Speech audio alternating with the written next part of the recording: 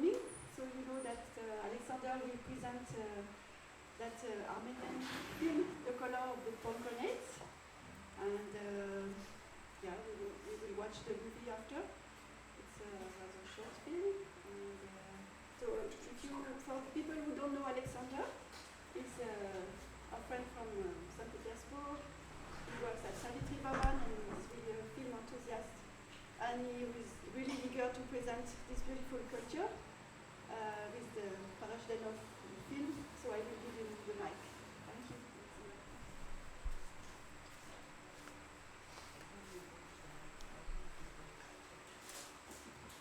Respected management and team of horror film,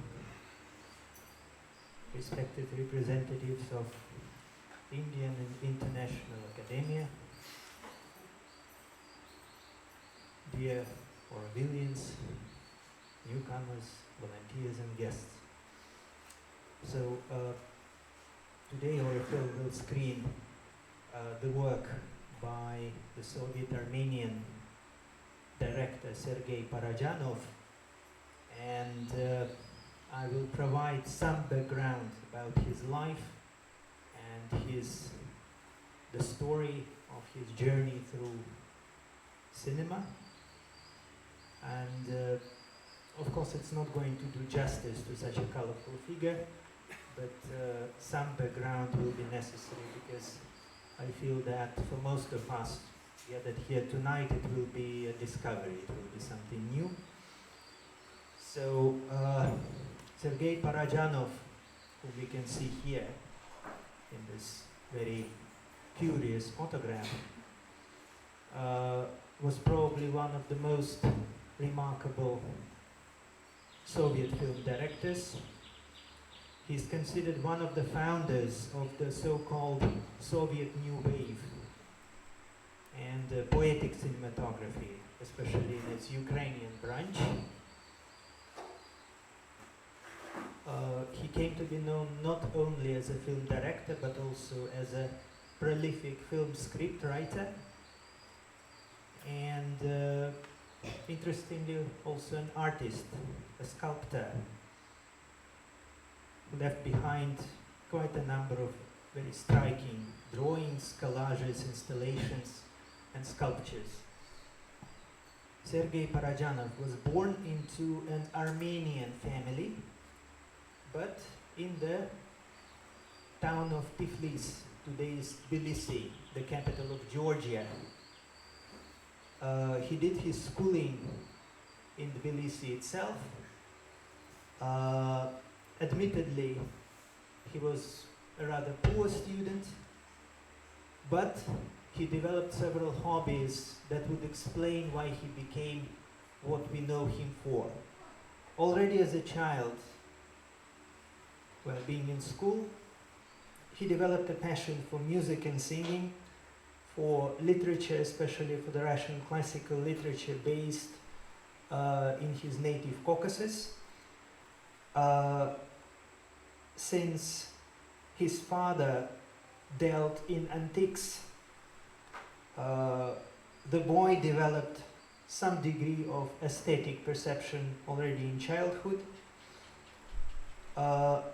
During the war, World War II, in 1942, he entered the Tbilisi Institute of Railway Engineers. He had no interest in engineering, by the way, so in less than 1 year he left and entered the vocal department of the Tbilisi Conservatory, which resonated with him better. He also took dance classes, and since it was wartime, he and his class performed in the military hospitals for the wounded soldiers. Already as a young man, he discovered cinema and developed a passion for it. And just 1 year after the end of World War II, in 1945, he made it to the top cinema school of the country, the Gerasimov All-Union State Cinema Institute in Moscow. So he shifted to Moscow, and apparently his batch in this institute was probably the most successful in the entire history of this institution. And one of his directors was the Ukrainian film director Alexander Dovzhenko.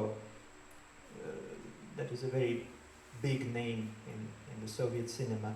So here we can see a collage of his photographs, including his childhood photographs, young years, and all the way down to some of his last photographs. Parajanov's graduation work was Moldavian Tale, a short film which unfortunately did not survive, but earned its creator a diploma with distinction. He graduated in 1952 from the Cinema Institute and was posted in the Kiev Film Studio, Kiev, the capital of modern Ukraine, where he completed his first full picture film, Andriash, the poster of which we see on the screen. It was based on the plot of his graduation work.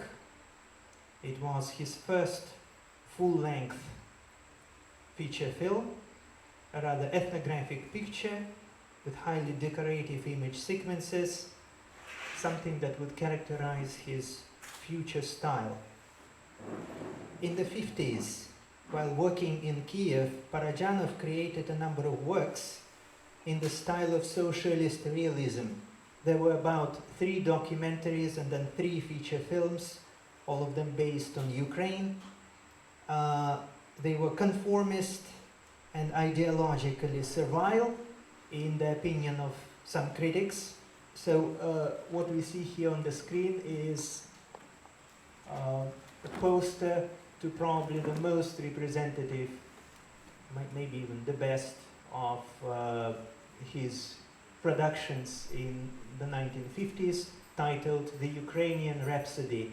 It's a Ukraine-based World War II picture, which was shot not only in Ukraine but in some other places. In the meantime, he tried starting a family. His private life was a wreck. He married a Tatar woman who got killed for being involved with him by her own family. He married for the second time. He married a Ukrainian girl who was very young and whom he brutalized. Apparently in his private life he was quite tough and suffocating. So his second marriage ended in divorce, and the wife took the child, the only son that he had, so the wife left and took the child away. Also, there was something important that happened during this period. In 1962, Andrei Tarkovsky, the famous Soviet and later émigré Soviet director, produced The Childhood of Ivan, or Ivan's Childhood, a World War II picture that impressed young Parajanov very much, and soon he got acquainted with Andrei Tarkovsky, and they became friends and remained so for more than 20 years. And then everything changed in 1964 when Sergei Parajanov made his first major film, Shadows of Forgotten Ancestors. It's based on several works by the Ukrainian writer Mikhail Kotsubinsky.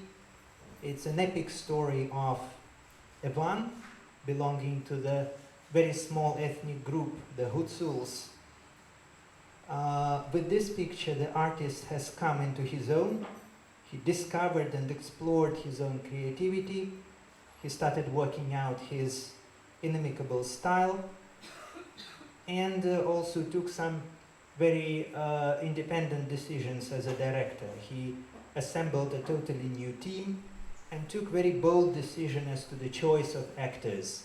He made use of students, not yet professional and accomplished actors, but students, and some people that he even met in the street. So I'm going to dwell on this film for two reasons. One thing is, all critics agree that this is one of the two most important films by Sergei Parajanov, the other being The Color of Pomegranates that we are going to see tonight. And the second is that hopefully Orifilm is going to screen this picture during one of the Friday screenings in Cinema Paradiso. So here we see one of the vintage Soviet posters of this picture. So the film Shadows of Forgotten Ancestors is based on the small sub-ethnic group called Hutsuls and their ethnography. It explores their traditional way of life, their belief system, their spiritual culture, their religion. It's a rather small group. It is believed to be a subgroup within Ukrainian people. And since due to their geographic location, they happen to be far away from major centers of all the empires of which they were a part, their traditional way of life survived into the 20th century. So here we see a couple of Hutsuls in their traditional dress with their characteristic hats. Something that is features very much in the film Shadows of Forgotten Ancestors.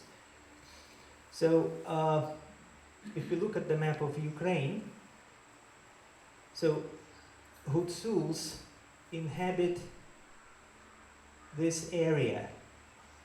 So if you see, these are the Carpathian Mountains. They start somewhere in Slovakia and Poland today. They dissect what is today West Ukraine and extend into Romania, the Carpathian Mountains. So right here we have a small area where Hutsuls live even today. So their number is a bit unclear.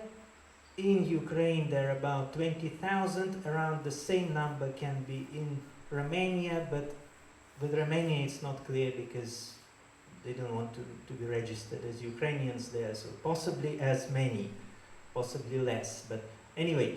And if you remember the map, so the Austro-Hungarian Empire was here, its center, Vienna, was far away, so it was somewhere far away on the fringe of Austro-Hungarian Empire. Poland, again, it was on the fringe of Poland, somewhere here. When this whole area became Soviet, it was the extreme west of the Soviet Union. So whichever way you look at it, this area was the extreme, it was on the fringe. And that's why traditional life of these people, its costumes and whatnot, survived till quite late in the 20th century. So the film Shadows of Forgotten Ancestors was a great success for the Parajanov, whom we can see here, surrounded by the paraphernalia and the icons of the Hutsuls. We can say that it was his first statement as an independent director. It was something that he really wanted to do in the way he wanted it to be done. In this film we already see several features, characteristic features of his future work. Ethnographism, the interest in the ethnography of national minorities. Mysticism, very subtle psychology, technical laconism, and very poetic character of the picture. Also, he experimented with certain technical features. For example, he alternated the color and black and white film. He used filters quite extensively. He used the infrared film. and the effects of solarization. As far as the content is concerned, Parajanov attempted to ask and answer some very profound philosophical questions. What is fate? What is love? What is life and death? What is the relationship between the physical and the spiritual? Interestingly, Parajanov insisted that this film should be screened, first of all, it should be in the local dialect, the Hutsul dialect of the Ukrainian language, and it should be screened without subtitles to preserve its ethnic flavor. The film, when it came out, received some distinctions in Soviet Union itself in the beginning, and also was noticed in the larger world. It received several awards. It was screened in several international festivals, like the International Film Festival in Rome, the Film Festival in Saloniki in Greece. So here we see a French poster of this film, Shadows of Forgotten Ancestors, featuring the main characters. However, the release of the picture had negative consequences for Parajanov himself. The fact that he explored rather deeply the life of some subsection of ethnic Ukrainians landed him in trouble with the Soviet authorities of Ukraine. First of all, it was the time when some section of Ukrainian intelligentsia complained that demonstrated against the dilution of Ukrainian culture in Soviet Union, and they took this film and used it as a banner in their own project. So Parajanov found himself, possibly intentionally, in the center of this controversy, and his next picture, the Kiev frescoes, in which he explored the mural paintings in the ancient cathedral of Kiev, the capital of Ukraine, was simply closed 6 months into the project. It was criticized for its mystical content and experimental style. It was too surrealist for the Soviet censor board, and so it was closed, and it was a big blow to Parajanov. So I'm again showing here a Ukrainian poster of the film Shadows of Forgotten Ancestors. I chose this picture because that's probably how Parajanov felt when his picture was closed, and this image of a man clasping his head surrounded by endless tree stumps somehow resonates with me these days. So no prizes for guessing why. Let us have a look at the short sequence from Shadows of Forgotten Ancestors. Дінемо зараз, йде до палахні, будуть собі файно жити, до нас у гості прийдуть. Отак.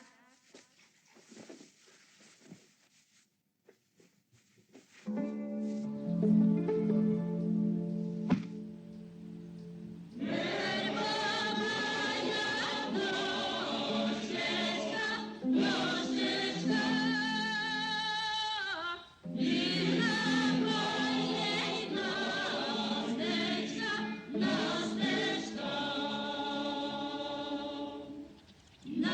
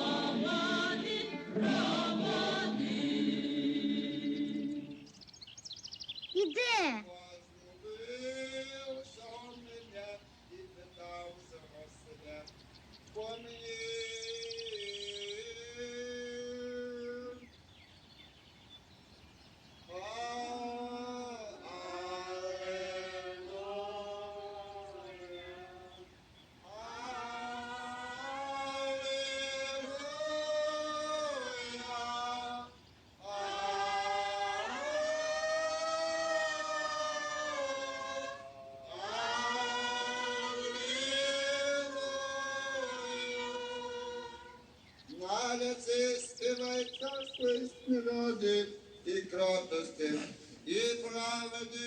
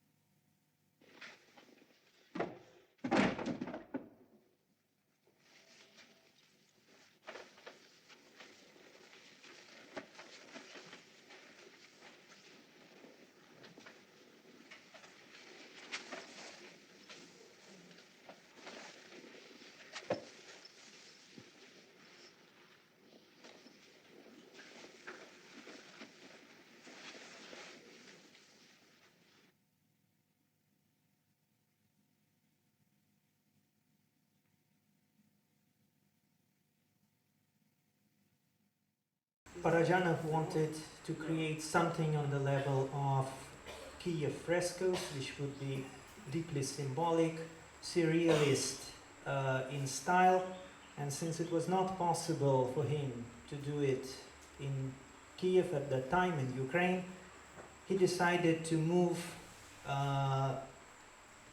to Armenia, the place of his people. He belonged to an Armenian family, and from the present he decided to move in his exploration, in his artistic exploration, into the past. So he took up the story, the life story of the Armenian lyric poet Sayat Nova, the poet of the 18th century, and he decided to make a kind of biopic on him. The original title was supposed to be Sayat Nova, and he did it. So here we see one of the posters depicting the character himself. As one of the big names in the Armenian literature, a master of love poetry, and also a martyr for his faith. So he succeeded in making a film, but it caused a tremendous storm of criticism. The censorship was not happy with his production. The censor board insisted on changing the title, so the title was changed in The Color of Pomegranates, the film that we are going to see tonight. And in the end, several minutes of the picture had to be edited out. Someone else was put in charge of the editing, which was also quite insulting for the director. Parajanov disliked the final version of 83 minutes, but he had to swallow it. The film featured the Georgian actress closely associated with Georgian theatre. Her name was Sofiko Chiaureli. She graduated from the same film institute as Parajanov, the Film Institute in Moscow. Under her belt she had almost 50 film roles, not to count the theatre roles. Extremely diverse actress, known for a very wide range of roles, including a comic role in the Soviet version of the Italian play by Julius Carnucci, A Wedding Basket, A Million in a Wedding Basket. So in the picture, The Color of Pomegranates, she ended up playing 6 roles, both male and female, including the lead role, the poet himself in young years, his beloved, then his muse, and an angel, which is quite a feat considering that it was a relatively short film. So it is universally acknowledged that Sofiko was Parajanov's muse, the source of his inspiration, and besides this outstanding picture, The Color of Pomegranates, he shot her in 2 of his subsequent films.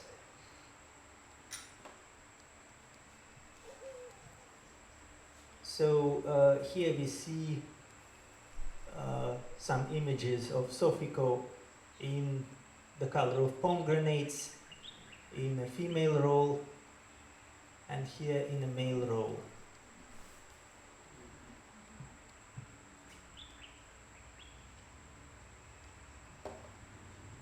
In the end, The Color of Pomegranates is anything but a conventional biography.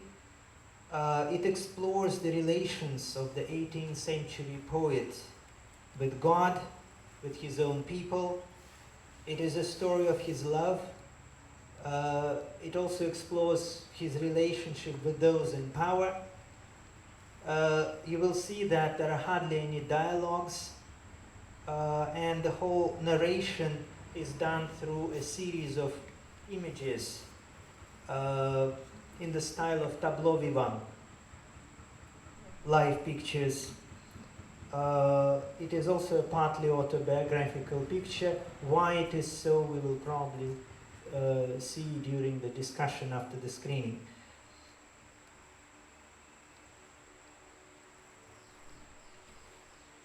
So the international reception of this film was in stark contrast to the reception in the Soviet Union.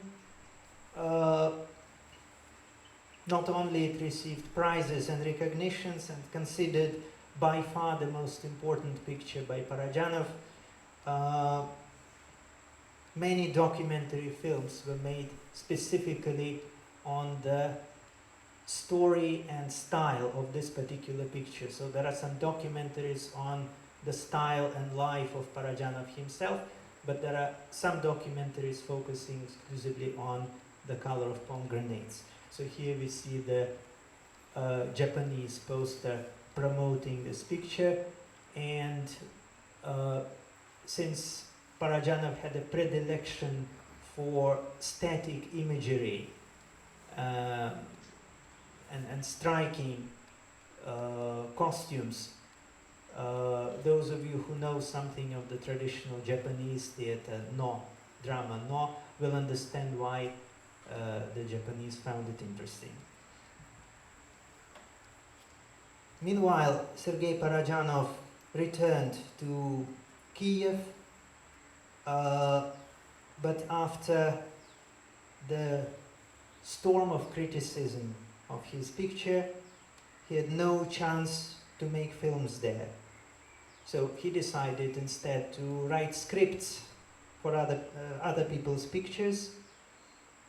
So he ended up writing scripts for a number of very important works. For instance, The Sleeping Palace, based based on the long poem by Alexander Pushkin, the greatest Russian poet, Demon, another long poem by Mikhail Lermontov, The Miracle in Odense, based on the tales of Hans Christian Andersen. He also wrote scripts for several Ukrainian classics, for some Armenian epics. So we can see there is this great range of topics, but a lot of these pictures in the end were unrealized. In the meantime, he was arrested for homosexuality, but apparently the charges against him were politically motivated. He was quite outspoken in his criticism of certain cultural policies in Soviet Union, especially when these policies touched on cinematography. And since homosexuality was punishable in Soviet times, it was used as a pretext to put him behind bars. So in 1973, he received a 5-year sentence, which he served in various locations in Ukraine itself. It was his longest term in jail. There were 2 more convictions that he had, both of them were short. It undermined his health. He went hungry. He was treated as a pariah. And he ended up developing diabetes. So a number of people campaigned for his release, including his friend Andrei Tarkovsky, his muse Sofiko Chiaureli, a number of cinema personalities in Soviet Union, but also internationally, Luchino Visconti, Federico Fellini, Tonino Guerra, Jean-Luc Godard, Antonioni, Carlos Sora. A lot of people requested the Soviet government to have him released.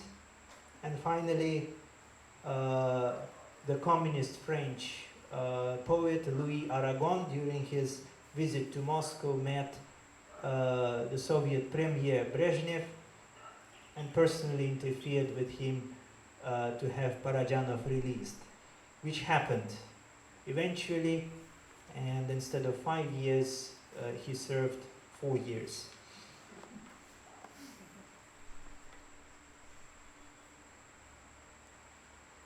Parajanov was released, but not allowed to live and work in Moscow and in the capital of Armenian Republic, Yerevan.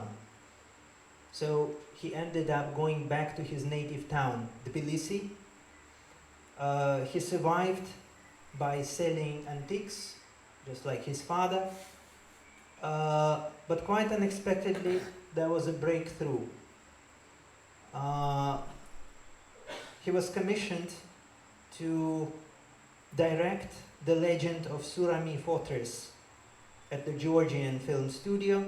It was based on the Georgian folktale as well as novel of the 19th century and explored the idea of self-sacrifice for one's motherland. That happened in 1984, also considered to be his very important work. So it received multiple awards, for instance at the Rotterdam International Film Festival, Catalan Film Festival, Critics Award at São Paulo Film Festival. Again, it was minimalistic in style, used minimum of dialogue, created a very surreal atmosphere, and the whole action was presented as a series of tableaux vivants, and again it featured the same Georgian actress Sofico Chiarelli. Unfortunately, this picture and one more documentary by him were severely criticized by the Georgian nationalists for the supposed distortion of historical reality, which again he had to swallow. So I guess we can have a look at the small passage from this.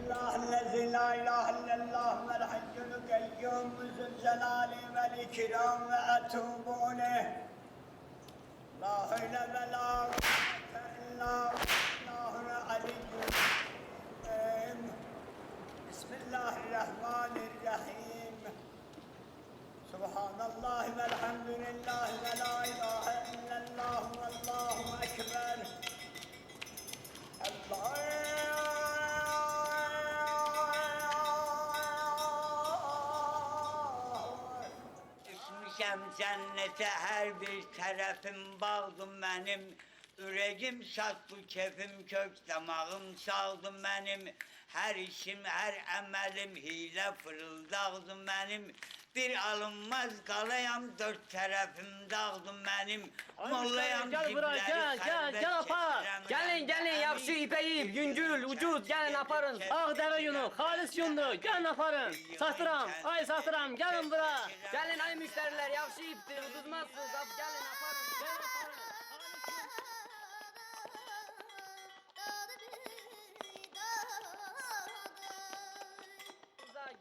Gelin ay müşteri gelin buraya gelin aparın. Satıram ipeyi gelin aparın alın. Ağ yun, koyun yunu, deve yunu, her şey var burada gelin aparın.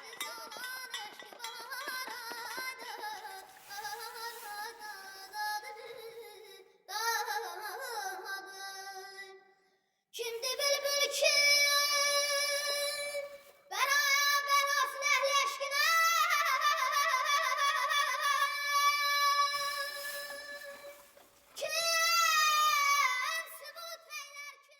In 1985, the state policy changed drastically in Soviet Union. Mikhail Gorbachev came to power. He initiated completely different approach to art. A lot of artists who were previously not allowed to express themselves were allowed to search and explore their creativity. And around this time, Parajanov takes up the subject of Ashik Kerib, based on the folk tale, Azerbaijani folk tale. So here we see the poster to this film. It's a kind of phantasmagoric tale telling the story of a difficult and painful life of an artist in search of his beloved. He dedicated it to his friend Andrei Tarkovsky, who had died shortly before the release of this picture in self-imposed exile in Europe in 1986. The picture was not, despite the change in policy, the picture was not allowed to run in Soviet Union. It again starred Sofico Chiarelli. Officially, though, Parajanov was not allowed to be mentioned as a director. He was considered, even though he did all the directing, he was presented as an assistant director. It's a very profound exploration of Azerbaijani culture. It received a special prize of the jury at the Istanbul International Film Festival and the Best Director Award at the Nika Festival of the Russian cinema in 1990. So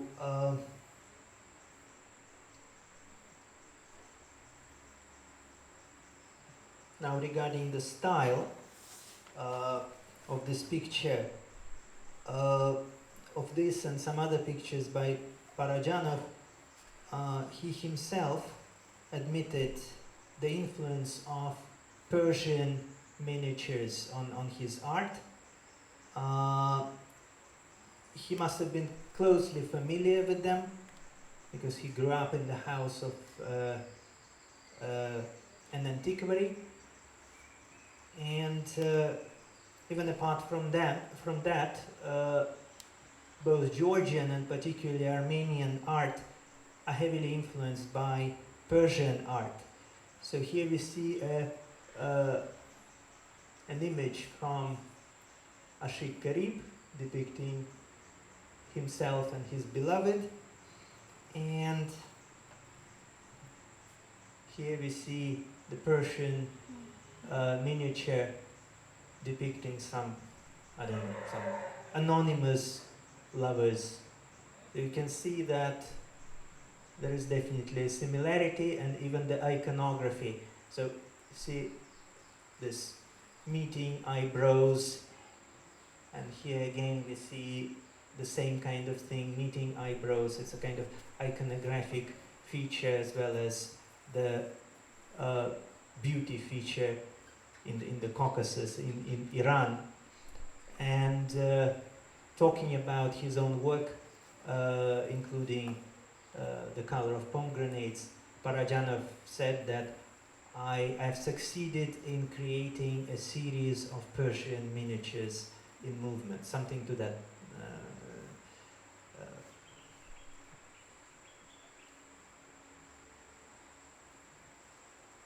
So we can have a look at the.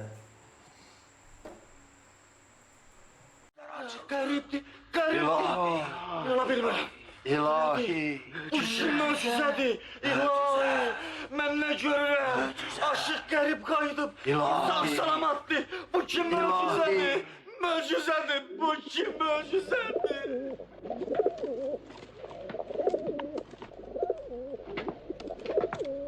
Möcüzə! Gözün aydın bacı. Aşıq qərib qayıtdı. Sevin, zəhəri mənə ver. Xəncəri mənə ver. Sevin bacı, sevin, oyna. Sevgilin aşıq qərib qayıdı. Şükür sənə ulu Tanrı. Arzuma çatdım. Qərib qayıtdı. Şükür sənə ulu Tanrı. Arzuma çatdım.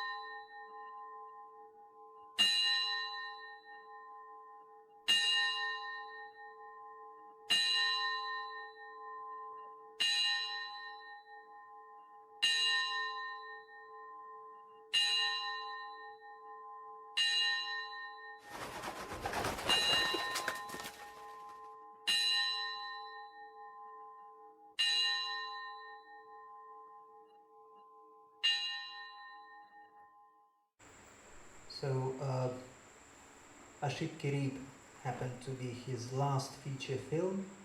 He also worked on his kind of autobiography, I don't know, titled Confessions, which he never finished, and he passed away in 1990. As I mentioned in the beginning, he was also known for his artworks. During his life, he created numerous collages, drawings, sculptures, installations, mosaics, and hat designs and whatnot. So he experimented with dolls, with antiques. Especially prolific were the periods when he had nothing else to do. For instance, in jail. So he created more than 800 drawings. Once he was out of jail but still not allowed to work as a cinematographer, he again focused on his art. And some of his works were collected into series. For instance, The Gospel of Pasolini, the Italian director that he knew and liked. So he made illustrations to this work, The Gospel of Pasolini. He also made numerous collages exploring the image, Leonardo's image of Gioconda. He himself described his collages as compressed films. As someone else mentioned, his artwork, Parajanov materialized the spirit. So here we see one example of his collage, so you can see that it's a combination of two major images. It's The Boy in Blue by the Renaissance artist Pinturicchio, and one of the characters in the Sistine Madonna by Raphael. So his first exhibition, art exhibition, took place in Georgia, in Tbilisi, when he was still alive, and now hundreds of his works are found on display in his house museum, which opened in 1991 in the capital of Armenia, Yerevan. I just would like to make a general assessment of this remarkable film director. A lot of people, a lot of filmmakers as well as critics described him as a master or as one of the most influential filmmakers of the 20th century. Some spoke about the genius of Sergei Parajanov. I am nobody to use such words. I don't like bending those loud words around. But what is very often overlooked in his life stories is that he was a man who did not fit into the mold of a single national culture. He was an Armenian who grew up in Georgia, who then chose to work in Ukraine, who knew very well Russian literature, but who could also speak Ukrainian language. He explored his own national epics.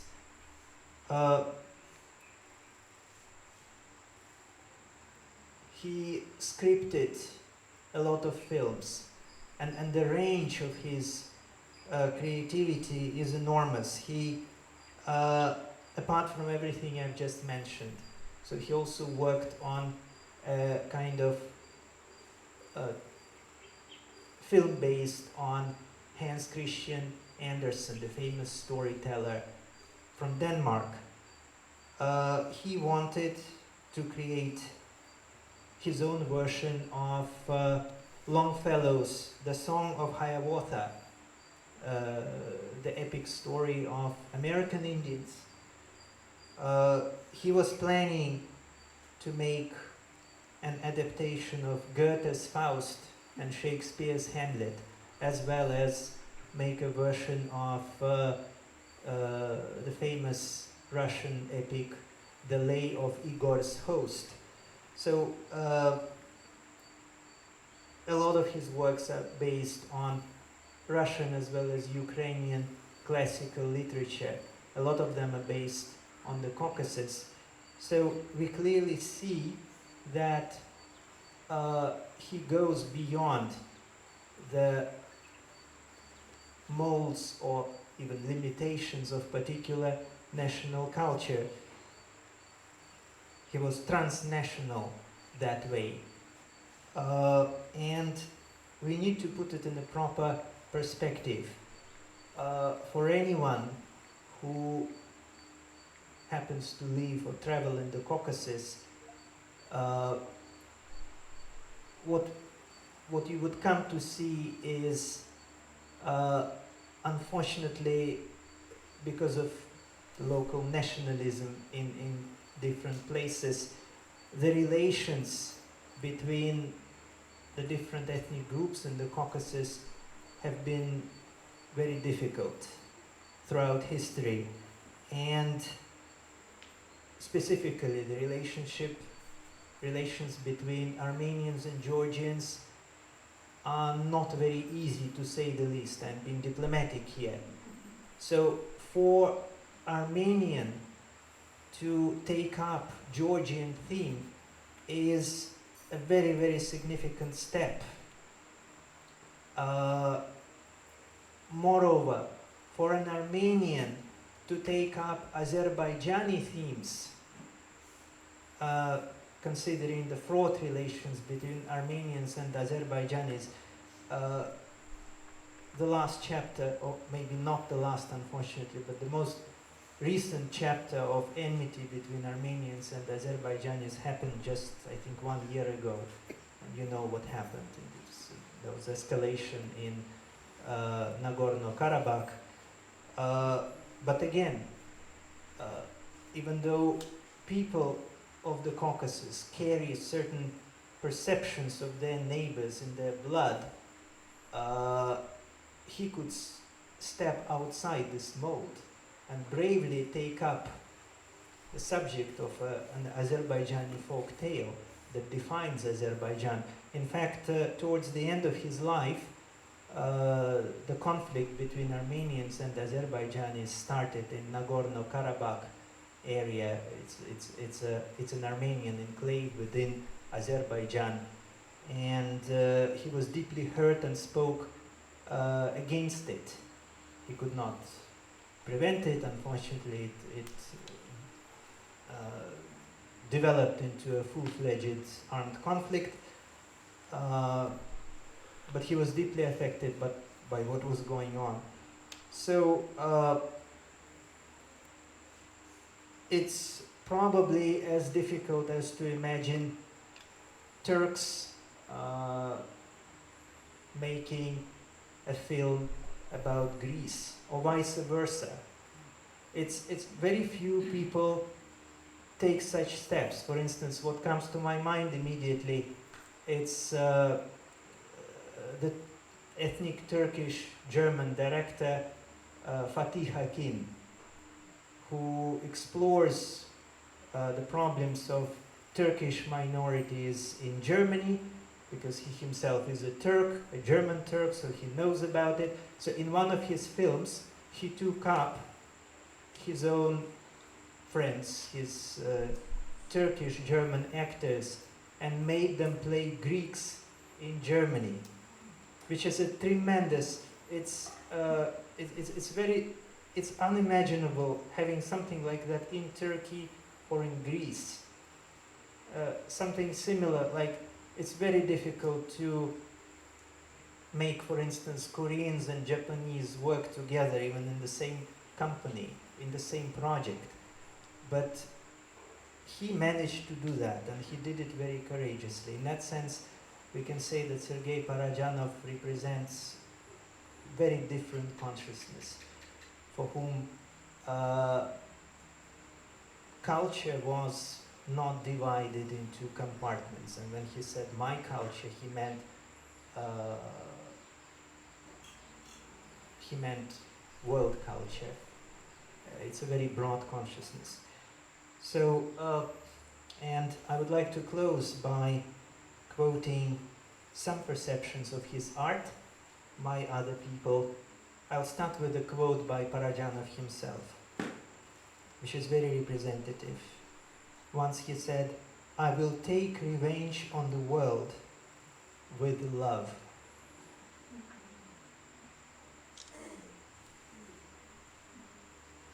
Another one is from Jean-Luc Godard. "In the temple of cinema, there are images, light, and reality. Sergei Parajanov was the master of that temple."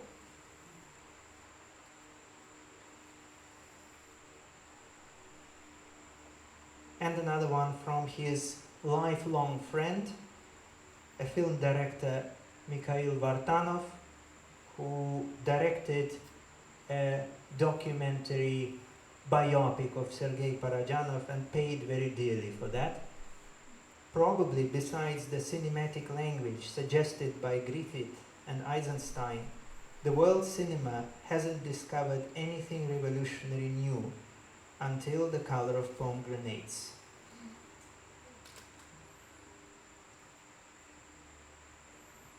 And from Antonioni, The Color of Pomegranates by Parajanov, in my opinion, one of the best contemporary film directors, strikes with its perfection of beauty. His contribution to the world cinema is mainly in creating a unique cinematographic language. The world of Parajanov's films is a magical combination of color, plasticity, music, and word. His images reveal an encyclopedic knowledge of Oriental art and culture and the exuberance of his own imagination. Thank you for your attention, and let us dive into The Color of Pomegranates.